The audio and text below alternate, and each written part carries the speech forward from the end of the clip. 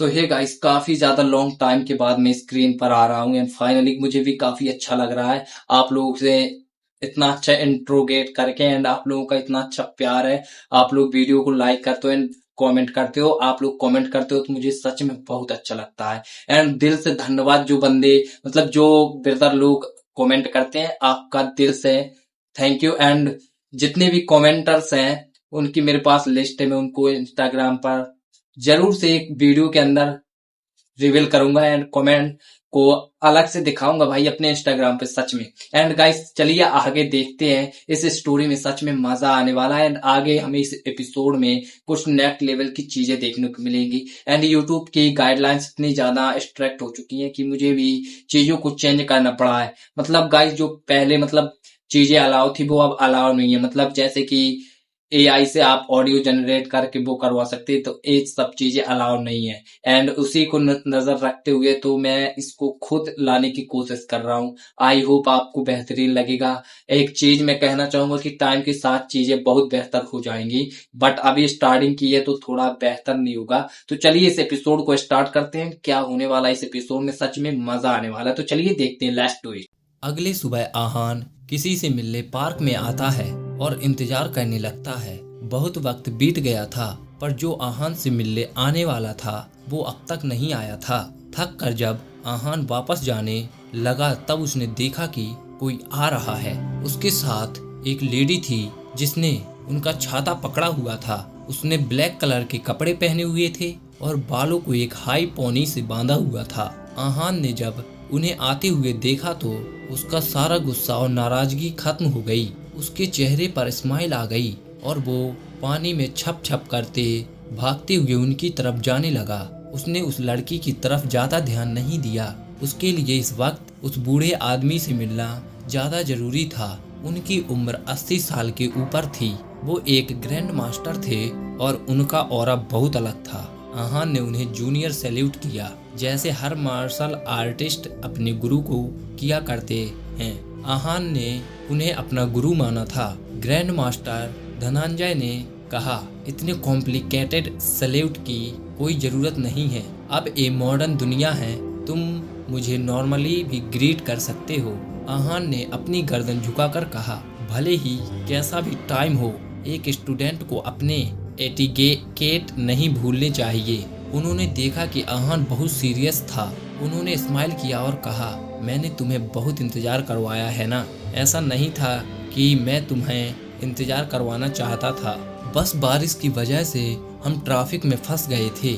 मैं जितना जल्दी आने की कोशिश कर रहा था उतनी देर होती जा रही थी। इतना वक्त हो गया था इसलिए मुझे लगा कि शायद तुम चले गए होगे, पर तुम यहाँ पर इंतजार कर रहे हो। यह देखकर मुझे बहुत अच्छा लगा, वरना जैसा तुम्हारा टेम्पर है मुझे लगा तुम गुस्से में चले गए होंगे। आहान भी मुस्कुराया और उसने कहा, सर आप मुझे बहुत अच्छे से समझते हैं। मुझे गुस्सा आ रहा था और मैं जाना भी चाहता था, पर फिर मैंने अपने आप को शांत किया और कुछ वक्त और इंतजार करने लगा। अगर आप थोड़ा और लेट हो जाते तो शायद मैं आपको यहाँ पर नहीं मिल पाता।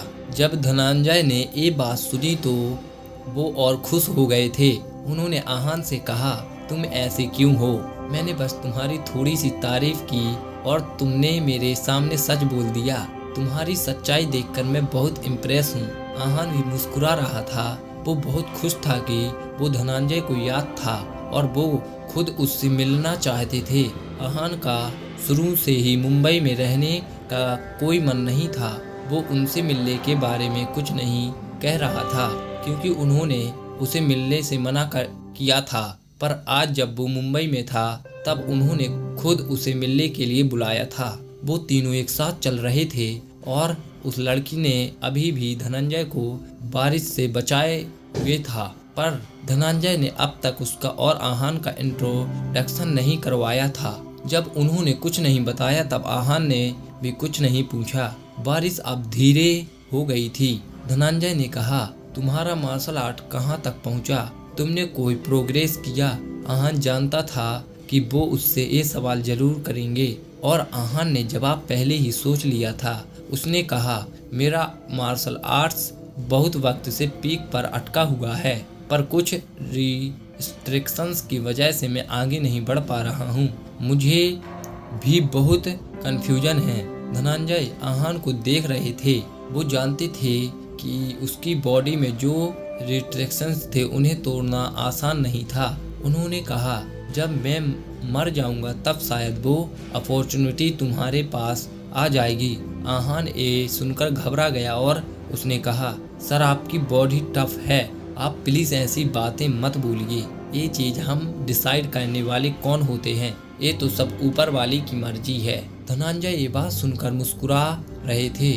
वो तो बस मजाक कर रहे थे, क्योंकि वो भी नहीं जानते थे कि उसके मरने के बाद यह अपॉर्चुनिटी किसे मिलेगी।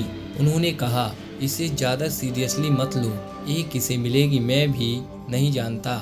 मैंने ये रिस्ट्रिक्शंस कैसे तोड़ी थी मैं भी नहीं जानता हूँ, इसलिए किसी को सिलेक्ट नहीं कर सकता।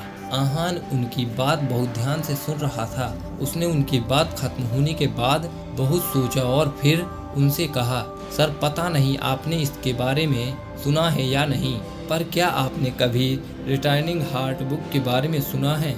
इस बुक का नाम सुनकर वो हैरान हो गए। उन्हें ज़्यादा हैरानी इस बात की थी कि आहान को इस बुक के बारे में पता था। उन्होंने पूछा, तुमने इस बुक के बारे में कहाँ सुना?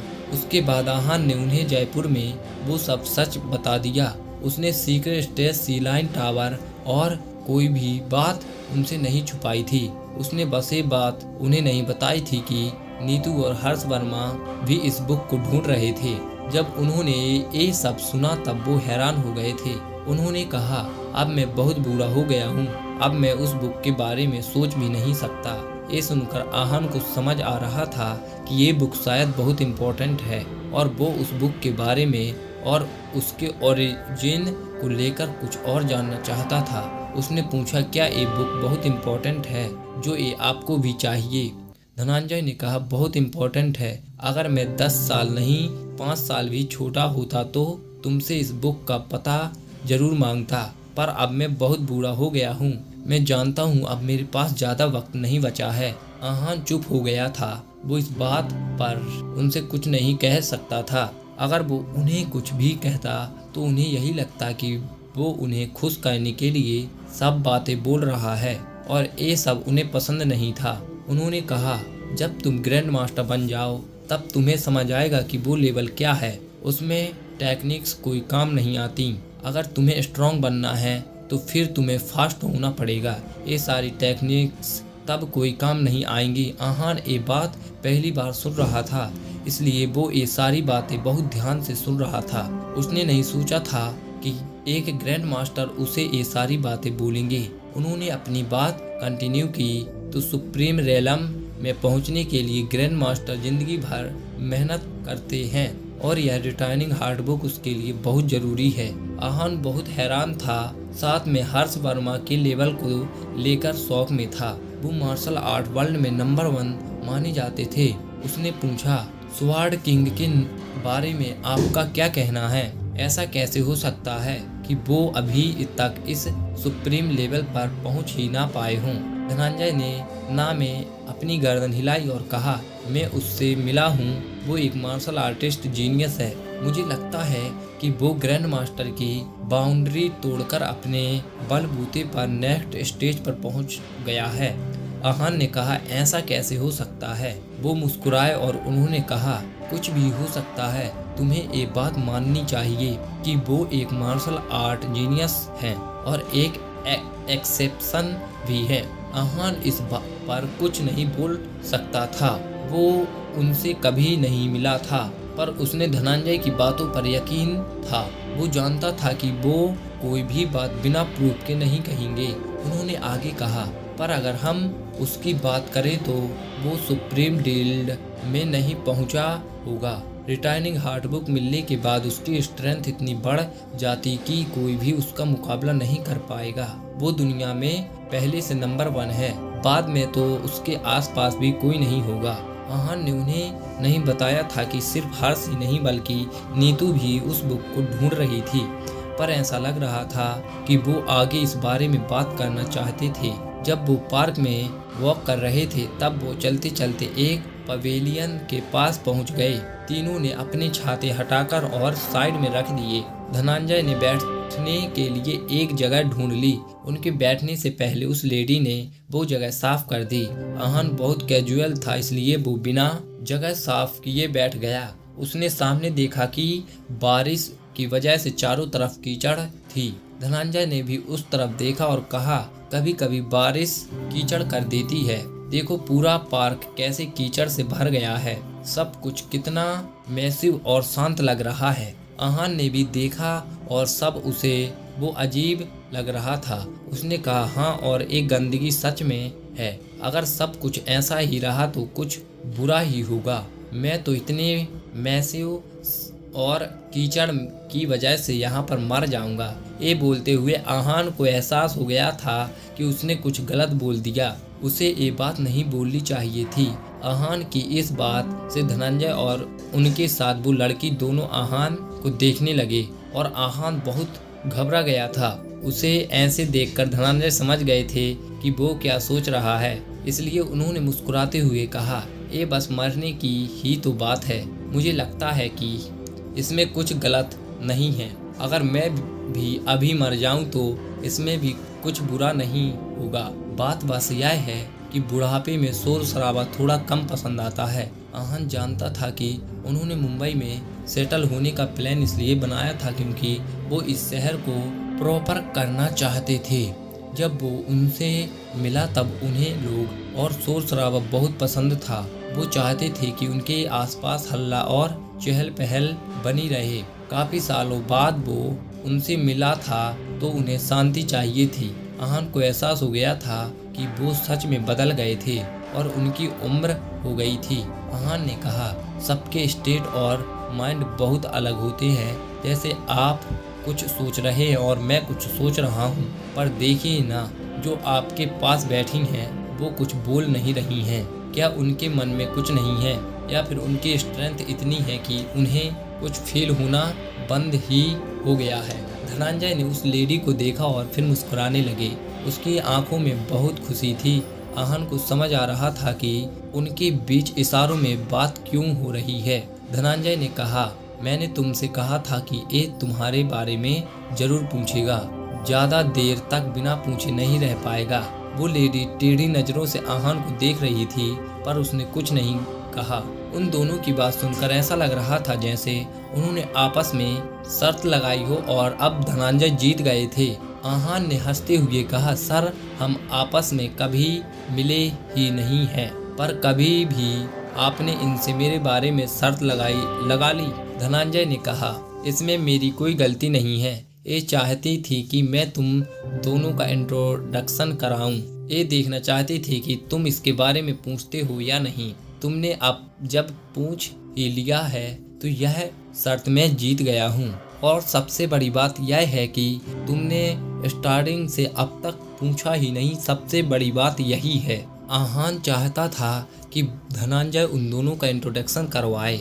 आहन ने कहा, आप अभी भी हमारा इंट्रोडक्शन नहीं करवाएंगे। धनंजय ने कहा, तुम खुद पूछ लो। आहन ने उस लेडी की तरफ देखा। उसे देखकर ऐसा लग रहा था जैसे वो अपना नाम नहीं बताएगी, पर फिर भी आहन ने ट्राई किया और कहा, मिस, क्या मैं आपका नाम जान सकता हूँ?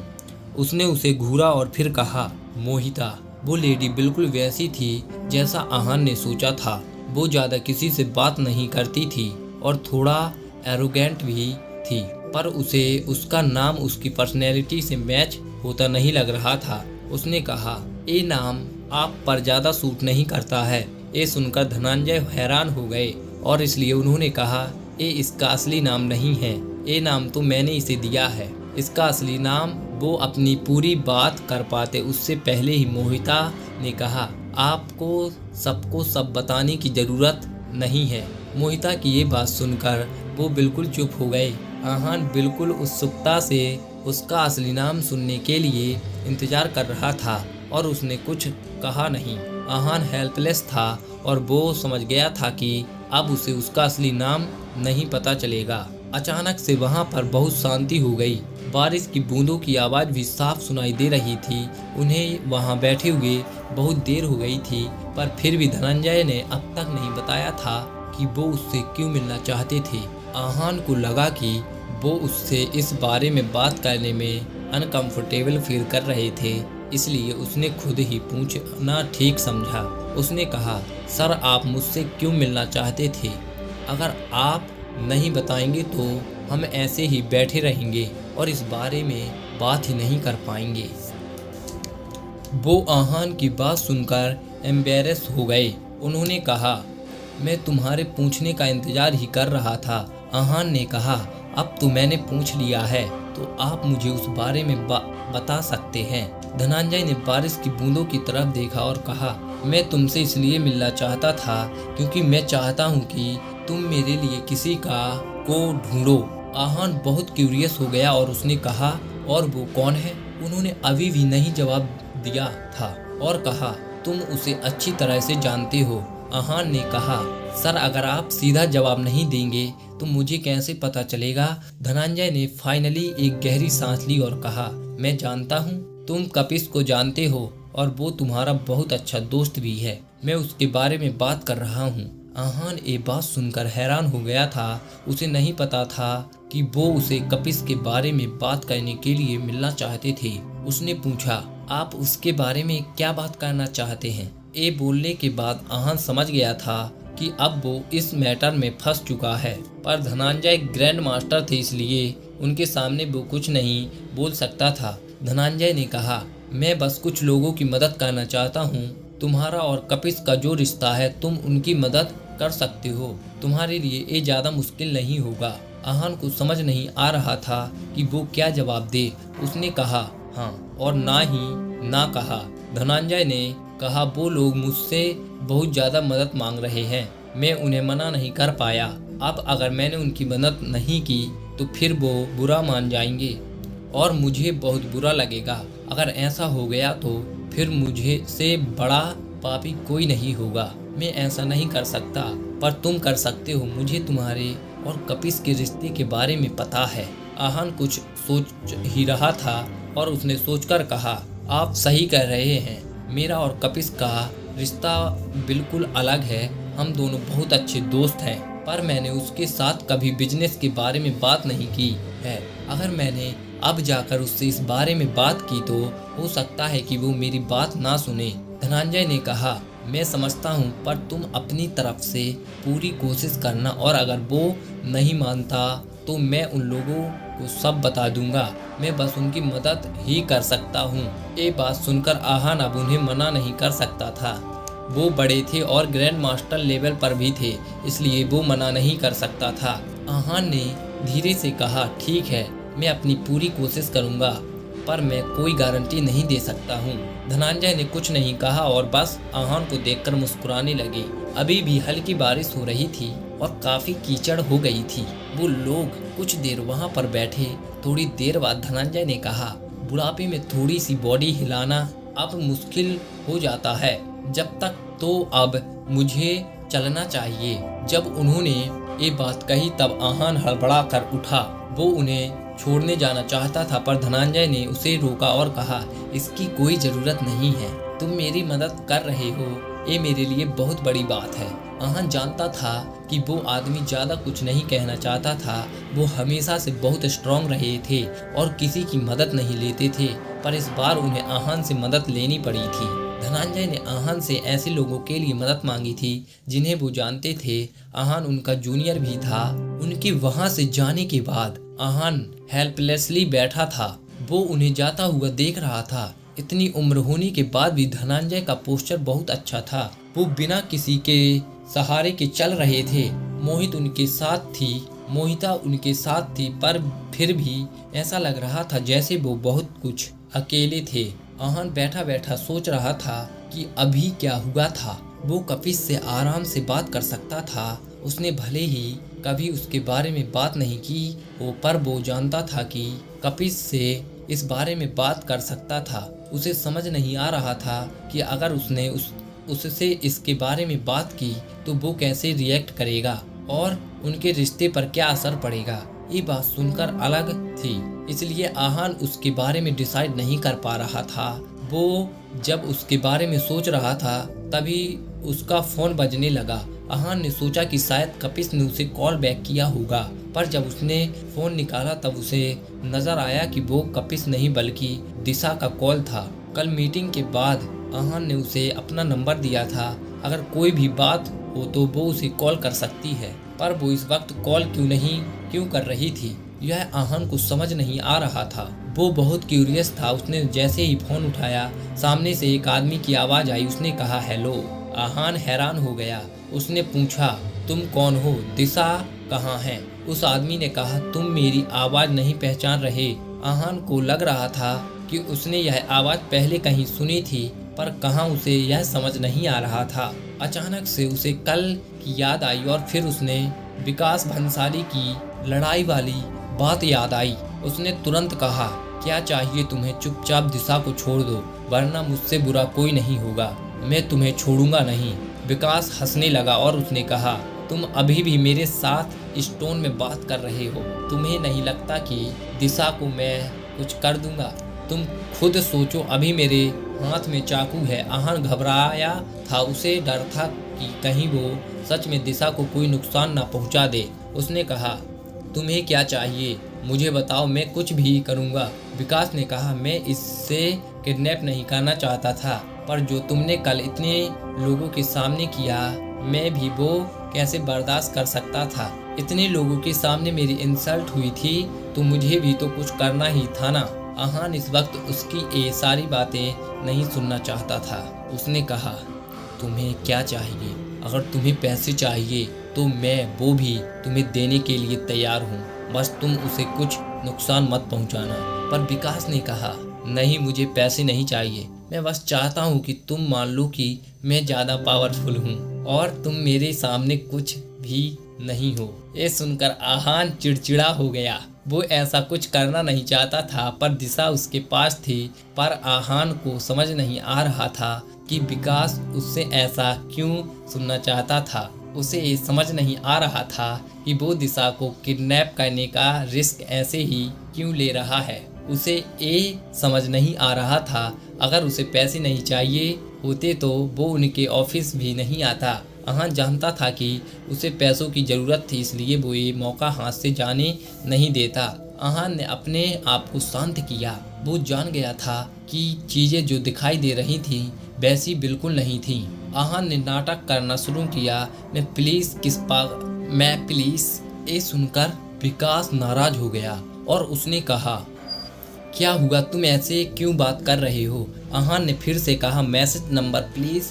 जैसे वो ये बोल रहा था उसने फोन रख दिया। वो बस विकास का रिएक्शन देखना चाहता था। वो जानना चाहता था कि दिशा ठीक है या नहीं थी। उसे कुछ डाउट हो गया था। फोन रखने के बाद उसने तुरंत कंपनी के लैंडलाइन पर कॉल किया। जैसे ही उसने कॉल किया किसी ने कॉल उठा लिया। सामने से एक आवाज़ आई, हेलो मैं आई हु इज कॉलिंग। आहान ने कहा मुझे दिशा का पता चल गया है। मैं आहान राजादा बोल रहा हूँ, जो कल आपकी कंपनी में आया था। ये बात सुनकर वो हैरान हो गया। उसने कुछ सोचा और कहा प्लीज़ वेट सर, मैं अभी दिशा मैम को कॉल करता हूँ। ये बात सुनने के बाद आहान काफ़ी रिलैक्स हो गया था। उसे लगा कि शायद दिशा कोई प्रॉब्लम में थी, पर आहान अभी भी रिलैक्स नहीं हुआ था। वो एक बार दिशा की आवाज़ सुन लेता तो उसे सुकून महसूस होता। कुछ पल बाद आहान को दिशा की आवाज़ सुनाई दी। उसने कहा आहान सर। हाँ मैं हूँ। दिशा ने कहा सर क्या आपको मुझसे कुछ चाहिए? आहान ने तुरंत पूछा आपका फ़ोन कहाँ है? दिशा ये सुनकर हैरान हो गई। उसे समझ नहीं आ रहा था कि आहान ऐसा सवाल क्यों कर रहा था। उसने कहा शायद मैं फ़ोन घर पर भुलाई गई हूँ। आहान को तुरंत एहसास हो गया था कि क्या होगा। जरूर वो लोग दिशा के घर में घुस गए होंगे और उसका फ़ोन चोरी कर लिया होगा। आहान ने कहा मुझे अपने घर का एड्रेस दो। उससे उसका घर का एड्रेस मांगना अच्छा नहीं लग रहा था, पर सेफ्टी के लिए उसने मांग लिया था। क्या दिशा अपना एड्रेस देगी? क्या वो जान पाएगी कि आहान ऐसा क्यों कर रहा था? जब दिशा ने ये बात सुनी तब वो हैरान हो गई थी। उसे नहीं पता था कि आहान उसके घर का एड्रेस क्यों मांग रहा था। उसने परेशान होते हुए कहा सर मैं आपको अपने घर का एड्रेस कैसे दे सकती हूँ? अगर सनाया मैम को पता चल गया तो वो क्या सोचेंगी? आहान उसकी बात समझता था, इसलिए उसने कहा वो कुछ नहीं, मुझे कुछ ज़रूरी मैटर से डील करना है, इसलिए जल्दी से अपने घर का एड्रेस दो। दिशा कुछ सोचने लगी। वो आहान के कैरेक्टर को जानती थी और उसके हिसाब से आहान एक अच्छा इंसान था, इसलिए उसने अपना एड्रेस दे दिया। वो उससे सवाल करना चाहती थी, पर इतने में आहान ने फ़ोन रख दिया। दिशा डिसअपॉइंटमेंट में फ़ोन देख रही थी। उसके दिमाग में बहुत सारे सवाल चल रहे थे। उसने अपने दिमाग में एक ख्याली पुलाव भी बनाना शुरू कर दिया था। उसे लग रहा था वो जब ये सब सोच रही थी तब जो आदमी फ़ोन लेकर उसकी और आहान की बात करवाने आया था वो उसे घूर रहा था। उसका अचानक दिशा को एहसास हुआ और उसे कुछ याद आया कि आहान और उसके बीच में क्या बात हुई थी, इसलिए वो चुपचाप उसे फ़ोन देकर वहाँ से चली गई। एक मिसअंडरस्टैंडिंग की वजह से कंपनी में सब लोग गपशप करने लगे। आहान को ऑब्वियसली इन सब बातों के बारे में पता नहीं था। उसे तो जैसे ही दिशा का एड्रेस मिला वो वहाँ पर पहुँच गया। उसने देखा वो पॉश एरिया में था। वहाँ पर बहुत सारी हाई राइज बिल्डिंग थी, जिसमें एक में दिशा का फ्लैट था। आहान सोच रहा था कि वह वहाँ कैसे पहुँच सकता था। वहाँ की सिक्योरिटी काफ़ी अच्छी थी और लॉक्स भी बहुत सिक्योर थे, पर जो हुआ था उसके सामने था, वो इसलिए उसने इसके बारे में ज़्यादा नहीं सोचा और दिशा के बिल्डिंग की लिफ्ट में घुस गया। उसके फ्लोर पर पहुंचा और उसने देखा कि उसके घर का दरवाज़ा बंद था। उसने घर के दरवाजे पर कान लगाया कि उसने दरवाज़ा नॉक किया, पर कोई बाहर नहीं आया। आहान जानता था कि ऐसा ही होगा, क्योंकि शायद वो लोग घबरा गए होंगे। उसने 3-4 बार नॉक किया और फिर उसने नॉक करना बंद कर दिया। उसे लगा कि अंदर लोग क्यूरियस हो जाएंगे कि कोई बाहर है या नहीं। कुछ देर बाद फाइनली किसी ने दरवाज़ा खोला। जैसे ही वो लड़का बाहर आया, आहान ने उसका हाथ पकड़ लिया और उसका हाथ मोड़कर दीवार से सटा दिया। इसके बाद आहान ने घर के अंदर झांका। जब उसे वहाँ कोई नहीं दिखा तब उसने पूछा, वो लोग कहाँ हैं? उस लड़के का चेहरा दीवार से लगा हुआ था। उसने कहा, तुम किसकी बात कर रहे हो? मैं नहीं जानता, मुझे नहीं पता। आहान ने कहा, अगर तुमने मुझे झूठ बोला तो मैं तुम्हारा हाथ तोड़ दूंगा। इतना बोलने के बाद आहान ने अपनी थोड़ी सी और ताकत लगाई और वो लड़का जोर जोर से रोने लगा और चिल्लाने लगा। उसने रोते हुए कहा, बताता हूँ। आहान ने कहा, बताओ कहाँ गए वो लोग? इतना बोलने के बाद आहान ने अपनी पकड़ थोड़ी ढीली कर दी। उस लड़के ने कहा, जब मैं आया था तब घर का दरवाज़ा खुला हुआ था। मैंने यहाँ पर किसी को नहीं देखा था। आहान को लगा कि वो बातें छुपा रहा है, इसलिए उसने फिर से जोर लगाया। उसने कहा, झूठ बोलोगे? उस लड़के ने कहा, मैं झूठ नहीं बोल रहा हूँ, सच कह रहा हूँ। मैं तो बस देख रहा था, मैंने यहाँ से कुछ भी नहीं लिया। आहान ने एक पल के लिए सोचा कि शायद वो सच कह रहा था, क्योंकि वो यह सारी बातें दर्द में आहान के सोच की वजह से उसकी आंखों में आंसू आ गए थे। आहान थोड़ा रिलैक्स हुआ और उसने पूछा, जब तुम ही आए थे तब दरवाज़ा खुला हुआ था? उस लड़के ने भी अभी भी वही जवाब दिया जो उसने पहले दिया था। आहान बस यही सोच पा रहा था कि वो लोग वहाँ से भाग गए होंगे। जब उनके नॉक को सीरियसली नहीं लिया तो उन्हें भी कुछ गड़बड़ लगी होगी और इसलिए वो हड़बड़ी में दरवाज़ा खुला छोड़कर ही भाग गए होंगे और उसके सामने जो लड़का खड़ा था वो नहीं था। तो आहान ने उसके सर पर मारा और कहा, अगली बार ऐसा कुछ किया तो पुलिस कंप्लेंट कर दूंगा। उस लड़के ने कहा, नहीं, मैं आगे से ऐसा कभी नहीं करूंगा। इतना कहने के बाद वो वहाँ से भाग गया। उसके जाने के बाद आहान घर में घुसा और उसने दरवाज़ा बंद कर दिया। वो अब लिविंग रूम में आया तब उसने देखा कि वहाँ पर सब कुछ ठीक था, पर जब वो दिशा के बेडरूम में गया तो वहाँ पर कुछ अजीब था। उसे वहाँ पर एक काले रंग की पॉलीथीन नजर आई। जब उसकी तरफ गौर से देखा तो एक सांप उसमें से मुंह निकाल रहा था। वो सांप जहरीला नहीं था और उसे देखकर कोई भी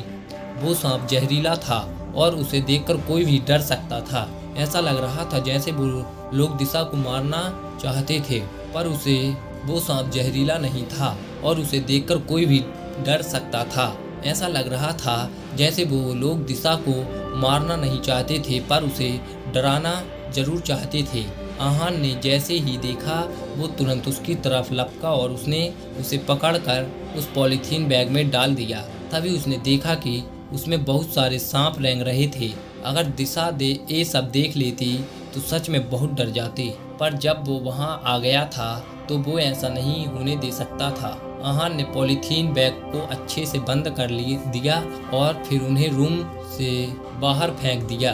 पर आहान को लग रहा था कि अभी और भी सांप है, इसलिए वह थोड़ा बेडरूम में फिर से देखने लगा और उसे बेडरूम में एक और सांप मिला। आहान बहुत ध्यान से ढूंढ रहा था, इसलिए दिशा का रूम तहस नहस हो गया था, पर उसे कोई सांप नहीं मिला और फाइनली उस सांप को भी उसने बाहर फेंक दिया। और फाइनली अब जब वहाँ कोई सांप नहीं था तो आहान ने चैन की सांस ली। उसे विकास और उसके आदमी पर बहुत गुस्सा आ रहा था। उसने कभी नहीं सोचा था कि वो लोग ऐसी हरकत करेंगे। वो अब उन्हें छोड़ने वाला नहीं था। यहाँ से जाने देने के बाद वो उन लोगों को ढूंढकर उन्हें अच्छा सबक सिखाने वाला था। जब वो वहाँ से निकलने वाला था तब दिशा उसके सामने खड़ी थी। उसके चेहरे का रंग उड़ा हुआ था और वो सोच रही थी कि आहान उसके घर में घुसकर कुछ करने की कोशिश कर रहा था। वो सुबह से ऑफिस में थी और आहान को एड्रेस देने के बाद वो कुछ करना नहीं चाहती थी। उसने इस बारे में ज़्यादा नहीं सोचा था, पर फिर उसे एहसास हुआ कि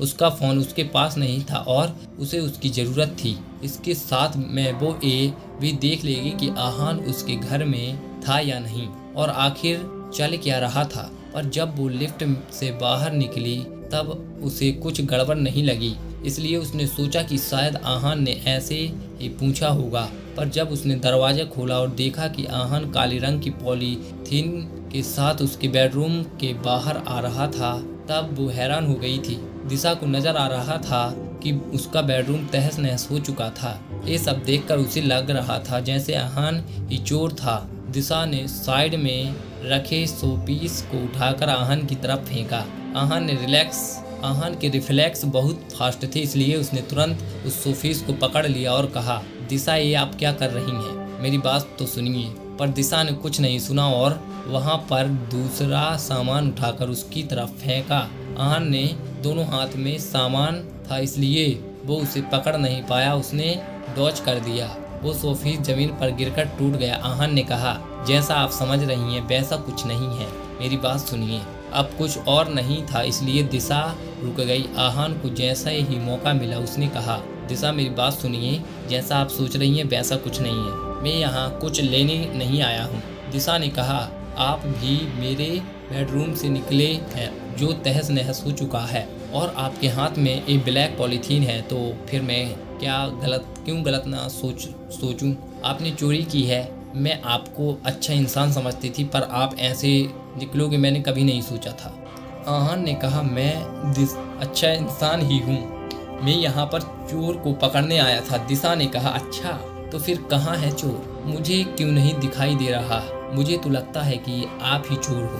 आहान बहुत हेल्पलेसली फील कर रहा था। उसे समझ नहीं आ रहा था कि वो दिशा को कैसे यकीन दिलाए। वो बहुत गुस्से में लग रही थी और आहान की बात मानने के लिए भी तैयार नहीं थी। तो उसने कुछ सोचा और कहा, आपको मुझ पर डाउट इस पॉलीथीन की वजह से है ना? आप खोलकर देख लीजिए इसमें क्या है, आपको पता चल जाएगा कि मैंने चोरी की है या नहीं। दिशा मना करना चाहती थी क्योंकि उसे समझ नहीं आ रहा था कि आहान ऐसा क्यों कर रहा था और ऐसा क्या लिया था जो उसे काली पॉलीथीन का इस्तेमाल करना पड़ रहा था। उसके दिल में अभी भी आहान से उम्मीदें थी, इसलिए वो कुछ सोचने लगी। इसके बाद उसने आहान को देखा और धीरे धीरे चलकर उसकी तरफ आने लगी। आहान ने पहले ही गांठ खोल दी थी और उसे सांप फिसलते हुए नजर आ रहे थे। कुछ अपने फन फैला रहे थे तो कुछ बस ऐसे ही पॉलीथीन में रेंग रहे थे। ये सब बहुत डरावना था। दिशा दूर खड़ी थी, इसलिए उसे पॉलीथीन में क्या था नजर नहीं आया।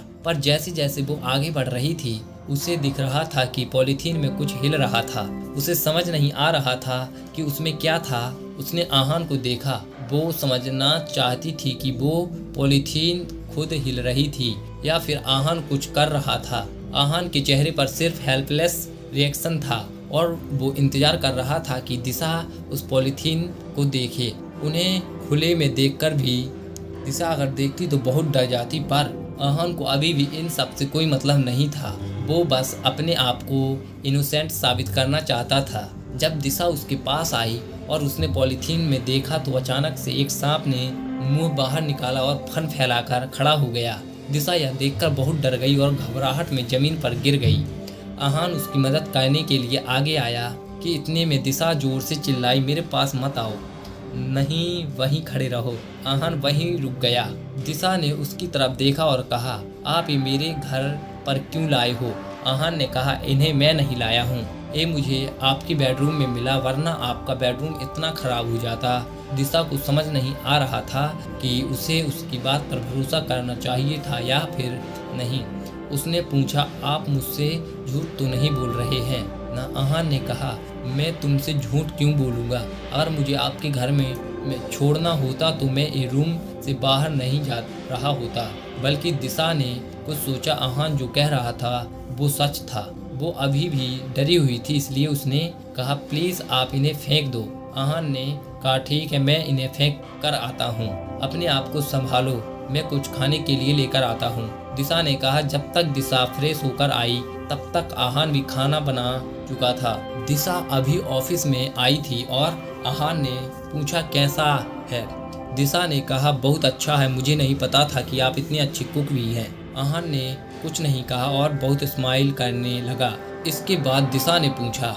आहान दिशा को सच बताकर डराना नहीं चाहता था, पर वो जानता था कि अगर उसने सच नहीं बताया तो दिशा परेशान रहेगी और उस पर शक करती रहेगी। इसके अलावा उसे ये भी नहीं पता था कि वो लोग वापस आएंगे या नहीं। आहान ने घर का लॉक चेंज करवाने का फैसला तो ले लिया था। उसने सोचा, और कहाँ, ये सब विकास और उसके आदमियों का किया धरा है। मुझे नहीं पता कि वो अंदर कैसे घुसे, पर मैं जब आया तब वो लोग भाग चुके थे। ये सुनकर दिशा के चेहरे के हाव भाव बदल गए। उसने आहान से कहा, उन्होंने ऐसा क्यों किया? वो लोग इतना नीचे गिर सकते हैं? आहान ने कहा, शायद उन्होंने ये सब कल की वजह से किया है। कल उनकी बहुत बेइज्जती हो गई थी। उन्होंने बदला लेने के लिए कुछ तो करना ही था, इसलिए उन्होंने आपको निशाना बनाया। दिशा उसकी बात समझती थी, इसलिए उसने कुछ नहीं कहा, बस आहान की बात सुनने लगी। कुछ सोचने के बाद आहान ने कहा, आज आप अपने घर मत रुको। आज की रात आपके लिए होटल में रहना सही होगा। जब लॉक चेंज हो जाएगा तब आप वापस आ सकती हैं। दिशा थोड़ा हिचकिचा रही थी और वो जानती थी कि उसकी सेफ्टी के लिए बहुत ज़रूरी था। उसने कहा, और मैं कहाँ और कौन से होटल में जाऊँ? आहान ने सोचा कि अगर दिशा किसी होटल में अकेली गई और विकास उसका पीछा कर रहा हो तो उसके लिए खतरा हो सकता है। उसने कहा, अगर आपको कोई ऐतराज या समस्या ना हो तो आप मेरे साथ चल सकती हैं। इस तरह आप मेरे पास रहेंगे और अगर कोई समस्या हुई तो मैं उसे हैंडल कर लूँगा। दिशा ने उसे देखा। वो सोच रही थी कि अगर वो आहान के ज़्यादा करीब रही तो ये बात ऑफिस में पता चल गई तो सब उन्हें गलत समझेंगे और बातें करेंगे। इस बात की परेशानी उसके चेहरे पर साफ नजर आ रही थी। ये देखकर आहान ने पूछा, क्या हुआ? उसकी आवाज़ सुनकर दिशा हड़बड़ा गई और उसने कहा, आहान कुछ नहीं, आपके होटल ही चलते हैं। आहान ने कुछ नहीं कहा। दिशा अपने रूम में गई और अपने बैग में कुछ कपड़े लेकर निकल गई। वो जानती थी कि लॉक टूट चुका है, पर फिर भी उसने अपने हिसाब से लॉक कर दिया था। आहान ने जब उसकी तरफ देखा तब उसे वो बहुत परेशान लग रही थी। उसने उसे रिलैक्स करने के लिए कहा, आप चिंता मत करो, कल सब ठीक हो जाएगा, मैं सब संभाल लूँगा। आज के बाद जो वो विकास या उसका कोई भी आदमी आपको परेशान नहीं करेगा। यह सुनकर दिशा ने सोचा कि वो उससे बदला लेने वाला है, पर वो नहीं जानना चाहती थी कि किसी तरह का कोई वायलेंस हो। उसने तुरंत कहा, अरे वो गुंडे मवाली हैं, आप उनसे डील नहीं कर सकते हैं। दिशा आहान की ताकत के बारे में कुछ नहीं जानती थी, इसलिए ऐसे बोल रही थी। आहान मुस्कुराया और उसने कहा, परेशान मत हो, मैं जानता हूँ मैं क्या कर रहा हूँ, मैं अपने आप को किसी खतरे में नहीं डालूंगा। आहान ने भले ये बात बोल दी थी, पर दिशा अभी भी परेशान थी। साथ ही में वो खुश थी कि आहान उसकी सेफ्टी की चिंता कर रहा है। उसे लगा कि वो आहान पर भरोसा कर सकती थी। शायद आहान के पास ही समस्या हल करने का तरीका था। बोलते बोलते वो बाहर आ गए थे और दिशा की कार में बैठ गए थे। जब वो होटल पहुंचे तो बहुत अंधेरा हो चुका था। आहान ने दिशा के लिए अपने रूम के पास वाला ही रूम बुक किया था। बहुत रात हो चुकी थी, इसलिए वो चाहता था कि वो और दिशा दोनों आराम कर ले। आहान बहुत थक चुका था। उसे आज सिर्फ दिशा के मामले के अलावा धनंजय और कपिस के बारे में भी सोचना था। उसके दिमाग में इस वक्त बहुत कुछ चल रहा था। उसे समझ नहीं आ रहा था कि वो कपिस से कैसे बात शुरू करेगा। जब उसके बारे में सोच रहा था तब उसका फोन बजने लगा। सुबह से वो जिसके बारे में सोच रहा था उसका कॉल अब आया था। आहान ने देखा कि कॉल कपिस का था। जैसे ही उसने फोन उठाया, कपिस ने कहा, सॉरी भाई, मेरा फोन मेरे पास नहीं था, अभी देखा कि तुम्हारा कॉल आया हुआ है। कपिस आहान को समझाने की कोशिश कर रहा था। आहान ने कहा। आहान ने सुनकर कपिस ने कहा, बस तुमने सुबह कॉल क्यों किया था? कपिस को लग रहा था कि वो बात भूल गया होगा और वो वापस मना ली जा रहा होगा, इसलिए जाने से पहले उससे बात करना चाहता होगा। उसे लगा कि कोई महत्वपूर्ण बात नहीं होगी, पर आहान ने कहा, अगर तुम फ्री हो तो क्या हम मिलकर बात कर सकते हैं? ये सुनकर कपिस शॉक हो गया। उसे समझ नहीं आ रहा था कि आहान ने सीधे ये बात क्यों बोली। उसे लगा कि वो उससे कुछ बात करना चाहता था और ये बात उससे ही संबंधित थी, पर फिर वो हंसा और उसने कहा, बिल्कुल मिल सकते हैं, इस बार ट्रीट तुम दोगे। आहान मान गया। उसने एक बार का एड्रेस बताया और फिर फ़ोन रख दिया। होटल से निकलने से पहले आहान ने सोचा कि वो दिशा से मिलेगा और उसे सूचित कर देगा, साथ ही उसे बोलेगा कि वो कहीं जा रहा है और वो कहीं बाहर ना निकले। उसे दिशा के दरवाजे पर नॉक किया। कुछ देर बाद दिशा ने दरवाज़ा खोला। उसने बहुत कैजुअली नाइट सूट पहना हुआ था। उसने कहा, क्या बात है?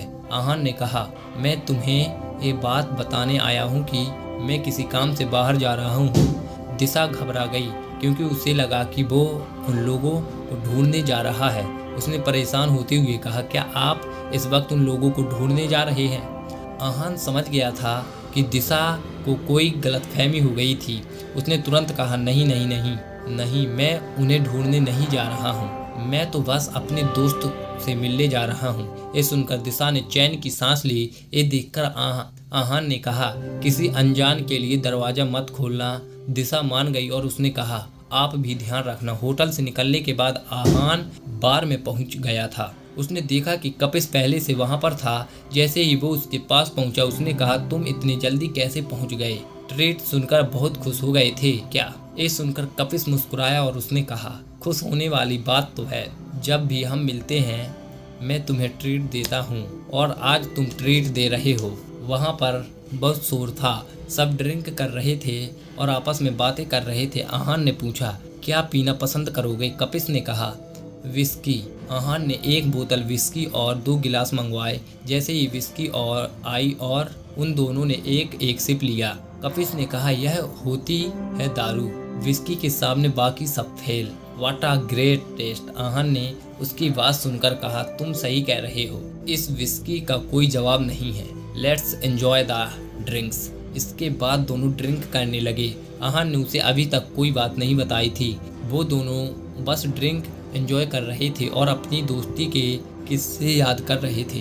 बीच बीच में अगर बार में उन्हें कोई लड़की दिखाई देती तो वो उसके बारे में बात करने लगते। टाइम बहुत जल्दी गुजर रहा था। देखते ही देखते उनकी बोतल खाली हो गई थी। इसके बाद कपिस ने गिलास नीचे रखा और कहा, बताओ क्या बात है? ये तुम्हारी पर्सनैलिटी नहीं है। जब आहान ने ये बात सुनी तब उसके पास कोई और ऑप्शन नहीं था। उसने भी अपना गिलास नीचे रख दिया। उसने जानबूझकर अपनी मार्शल आर्ट्स की मदद से अपना टॉलरेंस नहीं बढ़ाया था, इसलिए वो थोड़ा सा नशे में लग रहा था। उसने कहा, मुझे पता था कि तुम नोटिस करोगे। कपिस ने कहा, मेरा नोटिस करना काफ़ी ऑब्जर्वियस नहीं है। आहान मुस्कुराने लगा। वो समझ गया था कि कपिस जानता है कि कोई बात है। कल ही उन्होंने साथ में ड्रिंक किया था और आज फिर से आहान ने उसे बुलाया था। इसका मतलब साफ था कि उसे कोई बात करनी थी।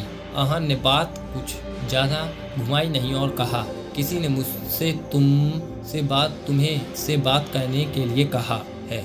मेरे पास कोई और ऑप्शन नहीं था, इसलिए मुझे आना पड़ा। कपिस नशे में था, पर उसने इतनी नहीं पी थी कि उसने अपने पूरे होश खो दिए थे। उसने कहा, वो इंसान तुम्हारे लिए बहुत इम्पोर्टेंट होगा, वरना तुम मेरे पास इस बारे में बात करने कभी नहीं आते। आहान ने धनंजय के बारे में सोचा और कहा, उसके लिए बहुत जरूरी थे। उसने कहा, हाँ वो मेरे लिए बहुत ज़्यादा ज़रूरी हैं। तुम बताओ, मेरी बात सुनोगे? कपिस ने बार टेंडर से विस्की की एक और बोतल मंगवाई और उसने आहान से कहा, बोतल बोलो, जब तुम बात करने आए हो तो कुछ सोच कर ही आए होगे ना। आहान जानता था कि वो उसकी बात सुनेगा तो जरूर मान जाएगा। वो आहान नहीं जानता था, पर उसने उसके बारे में ज़्यादा नहीं सोचा, क्योंकि उसने धनंजय से कहा था कि वो बस कोशिश कर सकता है। आहान ने कहा, क्या तुम अभी किसी रिजॉर्ट कंपनी से डील कर रहे हो? क्या तुम उन्हें खरीदने वाले हो? कपिस मुस्कुराया और उसने कहा, अच्छा तो उन लोगों के बारे में बात करनी है तुम्हें? इंटरेस्टिंग। मैं उनसे डील डील तो कर रहा हूँ, और वो क्या चाहते हैं मैं ये डील रहने दूँ? आहान ने सर हाँ में हिलाया और कहा, हाँ वो चाहते तो यही है, पर यह तुम्हारा फैसला होगा। तुम्हें क्या करना है वो तुम खुद सोच सकते हो। भले उसने कह दिया था कि वो फैसला उसका था, क्योंकि वो उससे खुद बात करने आया था, इसलिए वो उसका अपमान नहीं कर सकता था। उसने उसका खाली विस्की का गिलास भरा और कहा, ठीक है, तुमने मुझे दारू पिलाई है तो मैं इसके बारे में जरूर सोचूंगा। यह सुनकर आहान चौंक गया। वह जानता था कि कौन सी कंपनी थी और मैटर कितना बड़ा था, पर उसने यह नहीं सोचा था कि कपिस इस बात को इतना हल्के में ले लेगा। उसने आहान से बहुत कैजुअली बात कही थी, ये बात, और जैसे दो दोस्त ड्रिंक कर रहे थे पर कोई प्रॉमिस कर रहे थे। कपिस बिल्कुल भी प्रेशर में नहीं लग रहा था। ये देखकर आहान ने कहा, तुम्हें ये करना मुश्किल नहीं लग रहा? कपिस ने कहा, मुश्किल है पर नामुमकिन नहीं है। अगर तुम ही एक गिलास एक बार में खत्म कर दो तो सब हो जाएगा। आहान ने कपिस को देखा, ऐसा बिल्कुल नहीं लग रहा था कि वो मजाक कर रहा था। उसने गिलास उठाया और उसे खाली कर दिया। एकदम से कपिस ने स्माइल की और कहा, ज़्यादा लोड लेने की ज़रूरत नहीं है, अब इसके बारे में इतना मत सोचो। आहान को समझ नहीं आ रहा था कि वो कपिस पर भरोसा करे या ना करे। उसके एक्सप्रेशन से कुछ समझ नहीं आ रहा था। इतने में वहाँ से एक लड़की गई और कपिस ने उसे गलत तरीके से छुआ। उस लड़की ने उसे घूरा, पर इसके आगे उसने और कुछ नहीं कहा। वहाँ से चली गई और वो दोनों भी अपनी बातों में लग गए। कुछ देर बाद जब कपिस काफ़ी नशे में था, तब आहान उसे वापस से ले जाने लगा। उसकी दूसरी बोतल अभी आधी ही खत्म हुई थी, पर जब दोनों और नहीं पीना चाहते थे तब वो जाने लगे। तब एक लड़कों का ग्रुप उनके सामने आकर खड़ा हो गया। उन्हें देखकर ऐसा लग रहा था जैसे वो उनसे लड़ने आए थे। ये लोग कौन थे? क्या ये कपिस के दुश्मन थे या फिर आहान से कोई डील करने आए थे? जब आहान और कपिस वहां से जाने लगते हैं तब वहां पर कुछ लड़के उन्हें रोक लेते हैं। दोनों एक दूसरे को देख रहे थे।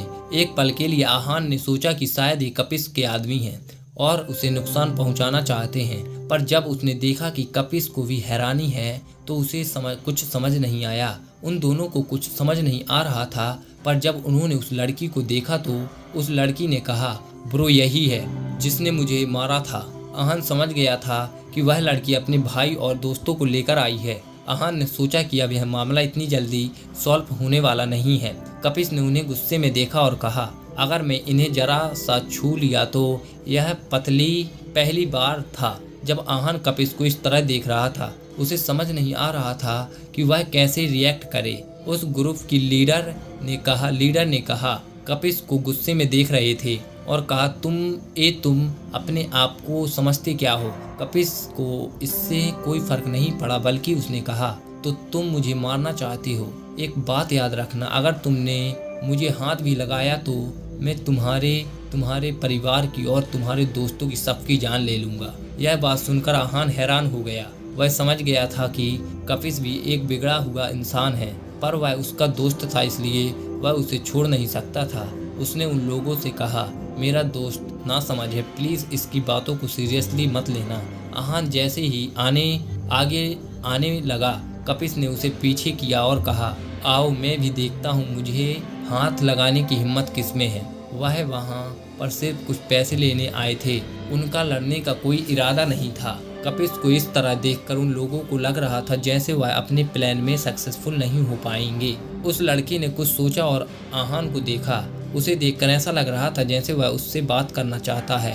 उसने आहान से कहा, यह बहुत नख चढ़ा है। अगर मैंने इसे सबक नहीं सिखाया तो इन सब के सामने और खासकर मेरी बहन के सामने मेरी क्या ही इज्जत रह जाएगी।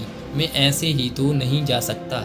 यह बात सुनकर आहान तुरंत समझ गया था कि वह क्या चाहता था। उसने उसकी बात से सहमत होते हुए उस लड़के से कहा, मैं तुम्हें कंफर्ट करूंगा, बताओ तुम्हें कितने पैसे चाहिए। यह सुनकर कपिस ने बौखलाते हुए कहा, आहान यह तुम क्या कर रहे हो। आहान ने उसकी तरफ देखा पर उसने कुछ नहीं कहा। इस वक्त वह वहां पर कोई तमाशा नहीं चाहता था, इसलिए उसने कपिस को इग्नोर कर दिया। उस लड़के ने आहान को देखा और स्माइल करने लगा। आहान बहुत रीजनेबल लग रहा था और पैसे देने के लिए भी तैयार था और वह लड़का वही चाहता था।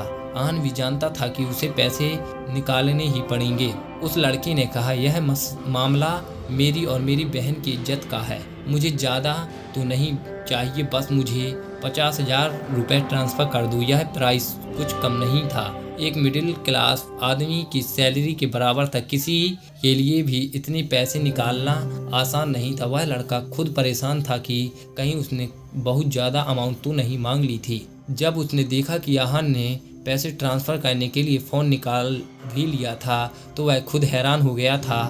जब उसने उस लड़के से अकाउंट नंबर मांगा और अमाउंट ट्रांसफ़र करने जा रहा था तब कपिस उसके आगे आया और उसने कहा, आहान इस मामले को मुझे हैंडल करने दो। अगर तुम मुझे अपना दोस्त मानते हो तो तुम ऐसा कुछ नहीं करोगे। आहान ने देखा कि कपिस बहुत ज़्यादा नशे में था। इस वक्त उससे बात करके उसे समझाकर कोई फ़ायदा नहीं था। उसे लगा कि वह वहाँ पर सीन क्रिएट कर देगा, इसलिए उसने पहले पैसे ट्रांसफ़र किए और फिर कपिस को हैंडल किया। लड़की के अकाउंट में जब पैसे पहुँच गए तो उसने आहान से कहा, तुम काफ़ी समझदार हो। आहान को आंख मार कर गई होगी। इसके बाद जब वह सब वहाँ से जाने लगे तब वह लड़की आहान को आंख मार कर गई।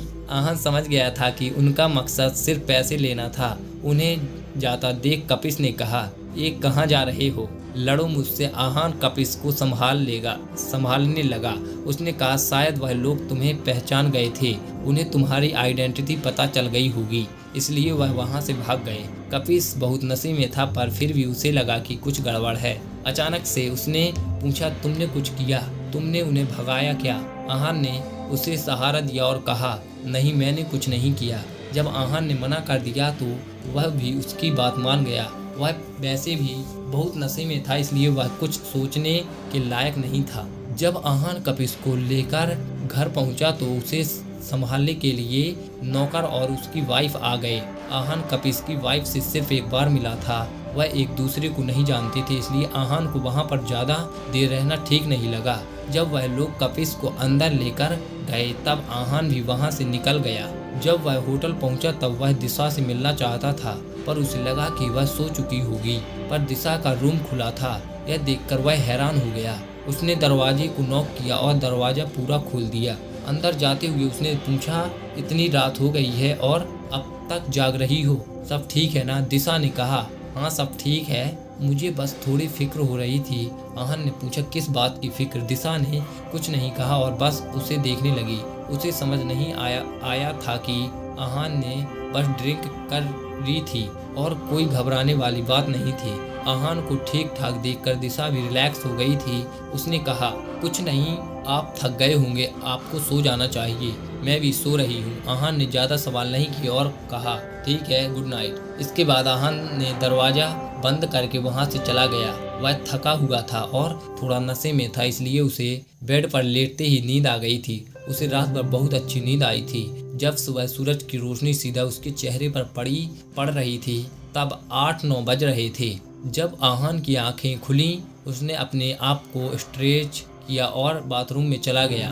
जब वह वापस बाहर आया तब वह दिशा से मिलने आया। दिशा अपने रूम में नहीं थी। वह रिसेप्शन पर गया और उसने दिशा के बारे में पूछा, जो मेरे साथ आई थी मिस दिशा, वह कहाँ है। रिसेप्शनिस्ट ने कहा, सर वह सुबह ही चली गई हैं, उन्होंने कहा था कि ऑफिस जा रही हूँ, दोपहर तक वापस आ जाऊंगी। आहान ने कहा, ओके थैंक यू। उसने सोचा कि दिशा दोपहर में आने वाली है, इसलिए वह ज़्यादा काम नहीं करेगी। उसने सोचा कि वह धनंजय से मिलने जाएगा और कपिश की बात उन्हें बता देगा।